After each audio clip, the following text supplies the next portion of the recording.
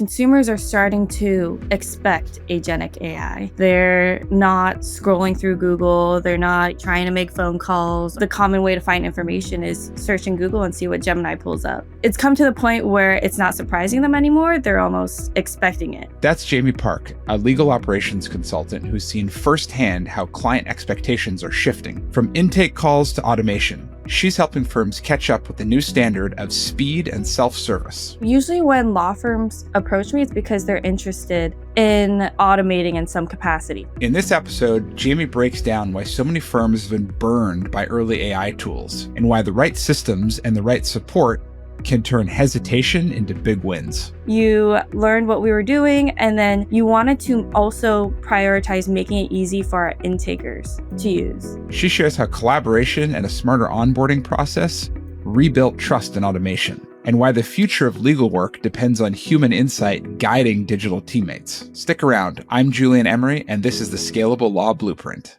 Welcome to the Scalable Law Blueprint, the show where we explore how modern law firms scale smarter, automate workflows, and deliver 5-star client experiences without burning out their teams. Each episode brings you impactful conversations with the innovators, operators, and legal tech leaders building the future of plaintiff law practice. From intake to impact, you'll learn how to build the systems and strategies that drive real growth. I'm your host, Julien Emery. Let's dive in. You're now helping with some, go-to-market activities and content and things like that with us, but you also have a background working in law firms. Maybe just share a little bit of detail about that. So I've worked at 2 different lemon law firms here in California, and I've largely focused on the operational side, primarily in intake. So whether it's CRM management, just day-to-day operational stuff for the intake team, or providing support for the COO, it's been all things intake operations. So I've really seen the back end of how these firms work, how they qualify leads, how they try to scale. And that's where most of my experience lies, I would say. That's awesome. You were also working in some like employment law firms and PI firms as well, right? Helping set up operations and things there too. Yeah. So my last company, we had a few different firms, and a couple of them were referral based. So we were constantly working with partners, going into their office, and then we wanted to provide them with more and more clients, and we found some operational inefficiencies on their end. So it became a routine of me going to their office, figuring out their issues, and then I started, dipping into employment law, some personal injury stuff. Yeah, it just started expanding into all areas. Yeah, it makes sense. Well, cool. So I guess the thing that you and I were talking about was like this sort of hesitancy around AI and using AI to do intake or intake related work. Maybe it doesn't do all the intake, but like aspects of the intake. And there's this kind of market shift that's taking place right now, in absence of law firms, which we can talk about. But then I wanted to kind of dive into this hesitancy and how to overcome that. Maybe I'll talk first about the market shift that I'm seeing. Essentially, we're living through a moment in time where tools like ChatGPT or the AI results in Google search that you're getting now and Anthropic, it's training consumers to search for things and purchase things and make buying decisions on the internet in a completely different way than they ever have before. And so when you think about legal services, I look at it as like a form of e-commerce in general. Like, how do you make decisions on what law firm you're going to go with, and how do you get answers to your questions? And so because we're living in this world now where search is like you're getting answers and results quickly, consumers are getting trained to get answers and results and resolutions quickly. And so this notion of like, hey, I think I might have a problem, or I think I have a legal problem, this notion that I have to like contact a law firm to get any answers, I think is going to go away, because consumers are expecting resolutions in a self-serve manner. And so I think the firms that provide a self-serve resolution process, or as much self-serve resolution as they can accurately, are the firms that are ultimately going to win, because that's what the increasing demand from consumers is. And I don't think this is just in legal. I think it's all online commerce in every category of services and products. And so that excites the heck out of me. I don't know if you're sort of seeing the same thing. No, I'm definitely seeing the same thing. Consumers are starting to expect agentic AI. They're not scrolling through Google. They're not, yeah, trying to make phone calls or wait to hear back. The common way to find information is searching Google and see what Gemini pulls up. Or you go on a website and a chatbot comes on. It's come to the point where it's not surprising them anymore. They're almost expecting it. And if you're not on board, it's going to start seeming more and more outdated. When we talk about this market shift and this increasing demand and expectation from consumers to get self-serve resolutions, and we look at legal, like, there is this hesitancy among law firms to try some sort of AI powered solution for some aspect of intake. And I kind of get that, right? Like, intake is a very important thing. And I'm just curious, like, where you've seen that hesitation come from, maybe what bad experiences you've seen, and how you saw Superpanel as different to that, given your exposure to all that on the law firm side. Yeah. So usually when law firms approach me, it's because they're interested in, automating in some capacity. So they already have this idea in their head that they want to modernize, they want to make their process better. And a lot of times they don't know where to turn, or they have tried AI and they got burned by it. And actually, before finding you guys at my most recent company, we did try a different couple AI products, and it was just a completely different experience. So I understand where this hesitancy is coming from people who have tried AI and they were left kind of in the dust of not sure, like they felt like they spent money and they created a bigger issue. Some of the experiences we had with these very actually well-known AI companies is they provide you with their product and they give you these very impressive promises, and then they kind of, you have a couple onboarding meetings and then you're off on your own and you're chasing the problems. You end up in their systems back end a lot trying to fix the issues, and it just becomes incredibly overwhelming. I think there were a couple people on my team who were spending maybe like 50% of their work week just chasing down these AI issues at one point, and then trying to figure out logically what was happening and then how they can fix it, because we weren't given back and forth support and, you know, um, talked through the transition process. Right, right. What were examples of those problems? Is it like the AI doing things or saying things that it shouldn't, or like what was Yeah, that? sometimes it was complete, logical errors, where they were disqualifying qualified leads, or the biggest thing I saw was that some of these companies don't take the time to learn your process or to really get to know how you function on an everyday basis. And so they would do things very, very fast. And then we would eventually notice like our qualified lead count has gone way down. And then we would start hunting for the issue ourselves. I remember the most recent issue we had was someone from the company we were working with put the wrong qualifying criteria for us. And it was a complete typo. Like, uh, they must have tried to do something really fast and didn't, double check it. They put that the years we accept for vehicles for our lemon law firm was, I believe it was like 2020 to 2000 was what they put. So for a period of time, so many leads were just getting marked as unqualified, and we just created this massive, mess. And we were the ones who actually found the problem. If we hadn't brought it to them, they would have never, even noticed it.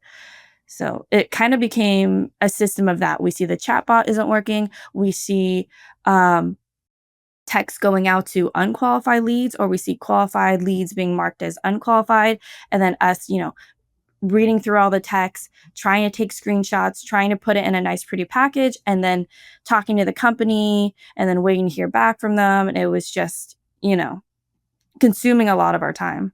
Right. That makes sense.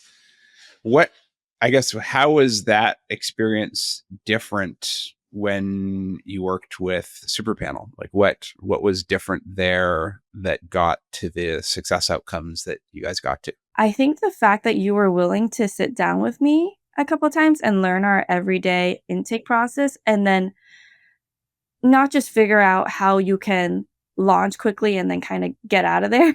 Learned what we were doing, and then you wanted to also prioritize making it easy for our intakers to use and to not disrupt their process. So that was definitely something that the other companies weren't doing. Um, I remember we were working on this automated task-based system, and you decide to, fit in there perfectly, and when you are ready for it to be escalated to an intaker or for the lead to be addressed, you followed that same um, task system. So the intakers, it didn't cause any disruption, it didn't cause alarm. Um, that was one large change. And then also the pilot plan that you guys have, that's different where you're constantly checking on how the AI is doing. If there are errors, you're making sure that not only do they get fixed, but that the AI is learning from it. And then you're trying to reach a specific point where you can actually look at the data at a certain metric and say, okay, we're performing just as well as your intakers, if not better. So following us through to that point was very different, rather than just giving us the AI and then not worrying about figuring out this stable point we can reach, um, that that's what left us scrambling and having to figure out things for ourselves. So I think what you're talking about is this, like how we onboard what we call sequences. This is what we did with you guys. This is what we do with every company. And you're seeing this now on our side of the table, seeing us working with new companies. But basically, we come in and what we want to do is look at a benchmark. So we take some workflow, right? And let's say this workflow starts here and ends here. Let's just call this let's say this is a signed retained case. And let's say this is like initial contact. I'll just call IC. And there's a bunch of work that gets done in between.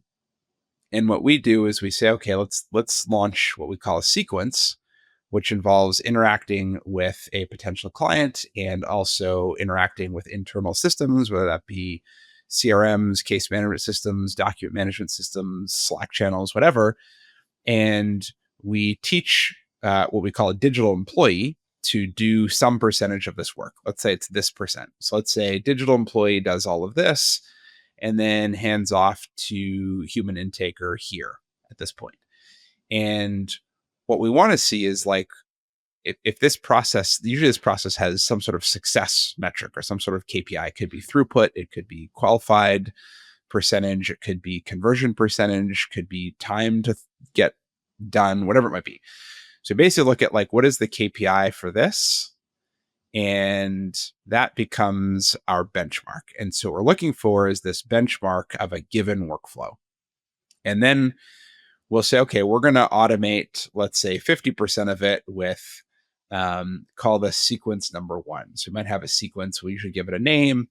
And rather than just like deploying it, our process is, and we do this in the pilot phase, is like, let's deploy this with just a tiny amount of people, like a small cohort, let's say 10 people. And so we just run 10 people through this. And let's say you have, 500 people a month that go through this workflow. We're just going to run 10 people through it and see how it goes. 99% of the time, something goes wrong. And so we've got auditability baked into our product where we can understand why every decision was made by a digital teammate, which allows us to then quickly make a change and then run another cohort through. So then we run another 10 people through. And usually we see a performance improvement. And then if that performance improvement looks good, we'll say, okay, let's run 40 people through this and see how that goes. And maybe there's a few more little changes we make some iterations, and then we're like, all right, let's run 100 people through it. And what we're doing is we're iterating to get to what we call a stabilization point. And stabilization is where this sequence And the sequence, again, is just like an end-to-end sequence of work that is done by a digital teammate. And the sequence is running at or above this preset performance benchmark. And so it can take us a little while to get there. And we just run on small cohorts until we have confidence to start deploying at a larger and larger scale. And then we'll sometimes start taking like a percentage of all people that go through this. And then we start increasing that percentage until we get to 100%. And so I think that's maybe the process you're talking about, is this sort of iterative approach to deploying a digital teammate and training that digital teammate to do a given sequence of work. Is that right? Yeah, having a clear learning phase period where you're making sure that it's meeting a specific standard before just setting us off was very helpful. Also, I remember the ability to scale in increments I remember us going, okay, it's on 10%, it's on 20%, let's do 50%. That was something different, also very reassuring and helpful for directors who are, maybe scared of AI or hesitant of the process, being able to take those small baby steps. That made everything a lot easier for us. Hey, quick question for you. Does your intake and evidence collection process ever feel like the biggest bottleneck in your entire firm? You know, chasing follow-ups, collecting documents, and just trying to keep everything organized while leads are slipping through the cracks? That's exactly what Superpanel fixes. It's like a digital teammate that automates everything from first contact all the way through to evidence collection. So nothing gets missed, and your team can focus on clients and legal work and not admin. If that sounds like something your firm needs, scan the QR code or click the link in the show notes to see how it works. Now back to the conversation. So another thing that people talk about is like this fear of the robotic voice, and like, oh, the AI doesn't sound like a human. We've had some learnings about this that I want to share, but I'm curious, like, what are your perspectives on this? And what have you seen just around like AI voices in general in the testing and work you've done? Yeah, so at this point, I have a lot of friends in the legal space, and I told them how we started working with you guys, how we managed to successfully bring on this AI intaker, and how it's been helping us reach sign up numbers, higher than we thought we could get to. And more frequently than not, they respond with, "Oh, I've seen those AI companies. They don't work. They sound so fake. I've never come across one that actually works." So, yeah, I remember, and then I wanted to get your perspective on it, and I asked you. I said, what is the biggest piece of resistance that you see?" And you said that a lot of times you just hear back that people believe that they prefer human intakers, or that human intakers will convert better. So yeah, so that led us down this path of, is that true? You know, why is there that belief? I think it does stem from the fact that there were a lot of AI companies that we even tried that brought on these promises that didn't work out well for us. So I think a lot of legal companies now have written off AI companies as, they don't work. They're fake, and they don't actually produce what we need. The thing is, they're right. Like, a lot of it doesn't work. Like, it requires a more nuanced approach to get these things to work, and it requires software architecture sort of built around a given use case to also make it work. The interesting thing for me that I found is a lot of people anchor on the voice, and they're like, oh, like, how does the voice sound? Like, I don't know if consumers are going to accept this voice. And one thing that we've learned is, one, the vast majority of interactions, like, if people call in right off the bat, obviously it's voice right away. And those work. But if people also fill out a form, for example, most people actually interact over text than voice. So first off, like, just anchor in voice. Most people actually get qualified or move through the process over text and email, and not necessarily always on voice.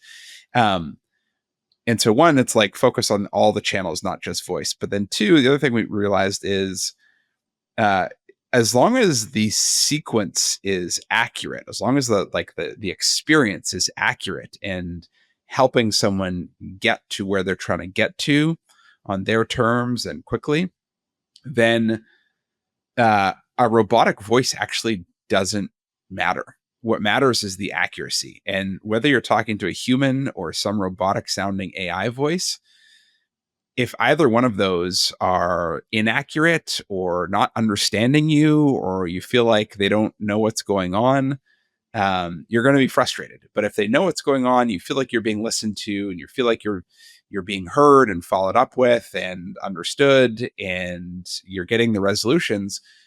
What we've realized, we've run some tests around this, is like robotic voices kind of don't matter. Like conversion rates don't drop as long as the accuracy is high. And I think you could say the same for humans. There's humans who, if they have less accuracy, you're going to see conversion rates drop. And there's humans that have higher accuracy and conversion rates go up. And so I think people need to really look at it as like, how do you get this thing to perform accurately, regardless of voice, and then just use the best voice you can? But like, it's less about the voice and more about the accuracy of the entire process. When you think about an actual conversion killer, I can speak about my own experience from the other side, from the operational standpoint of these firms. The biggest conversion killers I've seen are humans marking a lead in the CRM wrong, and then all of a sudden it becomes stagnant. Not following up with a lead when the lead told them they want to be called during a certain time period, or not following up and getting the documents they need, or forgetting about a specific case. And it's these bottlenecks or these stagnant leads that really are what kill conversion like crazy.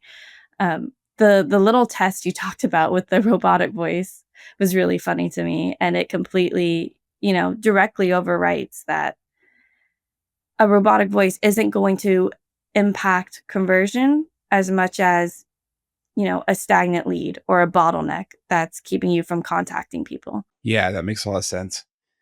What are some examples of those bottlenecks that you've seen? Like you talked a little bit about some of them, but can you expand on that? Like how you saw conversion rate impacted because of these bottlenecks, and sort of where these bottlenecks presented themselves and how you sort of identified them? I remember when we initially wanted to scale and put more focus into digital marketing and increase our ad spend, we started producing all of these leads, and we started having more capacity to analyze our marketing from a very like performance marketing perspective. But we actually didn't have the manpower or the uh, competency of the intakers to keep up with that volume of leads. And what started happening was, they would contact a lead once, not get a hold of them, and then just leave it sitting there. And or they were trying to call so many leads in one day, and they were doing things very fast, and marking a lead wrong, marking a lead as unqualified when it was qualified, or some other version of that, and then just leaving it stagnant when that was actually a good qualified lead that could have been turned into a sign up. I also see it past the sign up phase, where you've brought on a new client and you need specific documents from them, and a team gets so backed up with the number of cases that they're trying to deal with that cases just start slipping through the cracks. Clients actually request to be dropped, and that became the number one reason for drop cases, was where clients were so frustrated with not being able to get a hold of us or not having consistent communication that they just, want to no part with the firm anymore, and they had lost trust in us. So those were the two biggest issues I've seen, is a lack of being able to deal with the volume of cases or leads that are present. And then also human error, putting in data wrong, putting in information in the CRM that causes the lead to kind of slip through the cracks. And those are two issues that Superpanel fixed for us, which was really nice. And I think what brought us to a sign-up point that we didn't think we would ever be able to reach. I mean, whether it's humans or AI, like what's the best mindset to have when approaching scaling with AI or with humans? And I'm curious, like, what if there's much of a difference between the two? Because in my mind, I'm actually not sure if there's a huge difference. It's just it's like a different path, but the mindset might be the same. I'm curious your thoughts. Like, what is the mindset needed to scale with AI, and how is that different, if at all, than humans? So with AI, there's more of, at least at our company, there was more of a bit of hesitancy. And we were lucky to have a director who wanted to bring on, modern methods and was looking at products that, were a bit higher tech, not resorting to the same methods that all of the other firms seem to use. So we had more of an open-minded leader to begin with, which made it nice. But yeah, for some reason there just exists this hesitancy around um, committing to an AI company or feeling like you can confidently choose one that's going to work. I do remember scaling in general. We were very overly ambitious and we thought, just put a lot of spend in there. We hired someone who was very experienced in performance marketing and could own the process for us. And we thought more leads, more revenue, more cases, everything. And we didn't think it through. We didn't realize that, you can pump all this money in marketing, but if you don't have the correct process or the manpower to deal with it, it's just not going to work. So it's kind of like hand in hand. If you want to scale, you need to make sure that you have something that can process that increase in leads. And I've seen other firms start to do this because they're realizing more and more how to work in the digital marketing space, and they're not only doing the billboards and the bus ads that you see from law firms, but they're increasing their meta ads. They're doing Google, bidding on keywords, and they're doing all these different types of performance marketing, and they're able to analyze it now and scale and figure out how to produce more leads, but then they don't have the actual manpower to keep up with it. So I think that's where Superpanel fits so seamlessly with us is we wanted to increase our sign up number. We wanted to have more leads and have more cases, and then we pumped all this money into marketing, but we didn't have, the manpower to match that. So then Superpanel provided us the capacity to deal with that influx. Got it. Yeah. So it helped increase the capacity that you could handle, really. So you kind of, intake becomes less of a constraint. And then it's like more of like, how do we just do enough marketing? It became a good tool for us to scale because, otherwise, what do? You hire more intakers, you take a couple weeks to train them. It becomes more of an extensive process than when you put in the time to have a working AI, and then you can just, start scaling from there. Do you think there's a similarity between hiring people and hiring a digital teammate like Superpanel? Because one of the things I've observed is no matter what, like if you're the partner at a firm or founder of a company or whatever, like there's this hesitancy to hand over control. And if it's hiring a person, like let's say you're the lawyer and you're doing intake, like it's kind of hard to hand that over. Then you find maybe a paralegal or another lawyer that you really trust and you let them do it. And then you're kind of hesitant to hand that off to anybody else. But at some point you have to figure out a system to train and onboard other people to do some part of the job at the company. I'm just using intake as an example. It's kind of the same with AI. You just need to go through a training process where you're handing over control to this digital employee and understanding how that digital employee or that digital teammate makes decisions and does things and then iterating on it. Like I view it as kind of the same thing. It's just a different approach, but you still need to hand over that control. You need a process to sort of train and onboard and build trust. Yeah, it's whether it's a person or AI, you still need to set them up for success and give them that graceful learning phase, I guess is what you would call it. It's like an investment, right? You need to invest in that. Let them make some mistakes at the beginning, but have a process to not make the same mistake twice and to learn from those and just get to that stabilization point. I mean, that's a good way of looking at it because, firms are comfortable hiring on a new intaker and providing them with a training program, and they understand, okay, it's going to take this period of time for them to get on their feet. Um, and they're used to that transition. But then when it comes to AI, they're kind of, gripping on tightly, watching it closely, wanting to control how it's performing and at, what speed.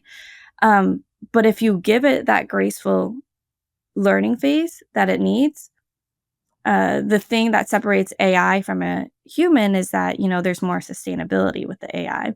You don't have to worry about it, deciding to leave and then having to bring on a whole new person and start the process over. You can also, it can have a higher workload than a human. So that's, as it still needs that training period though. Yes, like you would with a human intaker. Yeah, yeah. Like that's the critical piece. People don't realize that training and onboarding period is really important, and that you need to know and be okay with it making some mistakes to figure out how to do something the way you want it done and how to behave in that way. Have you ever had an experience where a firm was fighting you hard during the training and learning phase of the AI, and how that kind of affected your ability to get to that stabilization point? Yeah, the biggest things we've seen go wrong is in a couple of areas. One, sort of expecting perfection right out of the gate and not really being willing to have any mistakes right out of the gate, when you need like a little bit of sort of room to test, and you can minimize the mistakes, but you still need like some testing to happen, knowing that some mistakes might be made. And so maybe like an unwillingness to do that we've seen from some companies, which, they're just kind of not ready. And the other thing we've seen is process changes. So a challenge is like if you're training a digital employee to perform a workflow and kind of follow a process, if the process is already broken and not working, or the process changes a lot, you end up having a very limited amount of, like, a very small sample size of data. So maybe there's like 10 people that go through a certain process. And so you learn enough to start to iterate and to improve that workflow, but then all of a sudden the workflow changes and then you're back to square one. And then you're like rebuilding to try to fit the new process. But there's not enough cohorts going through to train the digital teammate to perform and hit that stabilization point, because the underlying process keeps changing. And so those are the problems that we've seen. If something doesn't work well, like that's usually why. It's just like the process changes too much. There's too low of a volume of data, so we're not able to like run iteratively and get to that stabilization point. But if we're able to run iteratively and get to the stabilization point, and there's a process that's somewhat stable and that works already with humans, then we've seen success every single time. Yeah, so I guess to speak to that, AI, does need to be treated as a tool as you would with, scaling marketing, where you need this testing phase to learn what's going to work and what's not. Or if you bring on a new person, you don't have them start training and then change the process that they're learning all of a sudden. It's just not going to set you up for success. So, yeah, I guess that speaks to the mindset. You have to approach it as a tool and something that you need to foster success with, and not just expect it to jump in there and become this magical wizard who can fix everything for you. Yeah, 100%. And I think that's a shortcoming in the market too, with various AI vendors or AI platform vendors kind of over promising. And like I get why the overpromise is, because like there is a high amount of promise, but it's like we need people to know the process to get there, and that it is a process and it takes some time. Mhm. I think So yeah, that's why Superpanel was so successful with us also is you, were very transparent about needing that. We've had other AI companies, and used to also work a lot with data, and they would come in and promise, "Oh, we could, just throw it all in AI and it'll produce this dashboard for you," or, um, "We'll suddenly get you this many new booked meetings, and they didn't talk about ever even address this sort of learning phase that you have to go through, or that it requires coordination between the company and AI. It's a lot of back and forth. It's not this tool that just jumps in and then serves whatever you need it to get done. So I think Yeah. also, yeah, being very transparent and emphasizing that there is a learning phase, uh, that the importance of the learning phase as well. I think that's also what made Superpanel so different for us. Well, cool. Why don't we end it there? There's so much more to talk about. Let's do another session. Yeah, I think we covered a lot here. To all listening, see you soon. Yeah. Thanks for checking out the Scalable Law Blueprint. If today's conversation helped you think differently about how your law firm runs, share this episode with a colleague and don't forget to follow the show so you never miss what's next. To see how automation can transform your intake and operations, visit superpanel.io and discover how leading plaintiff firms scale with confidence. I'm Julien Emery, and I'll see you in the next episode.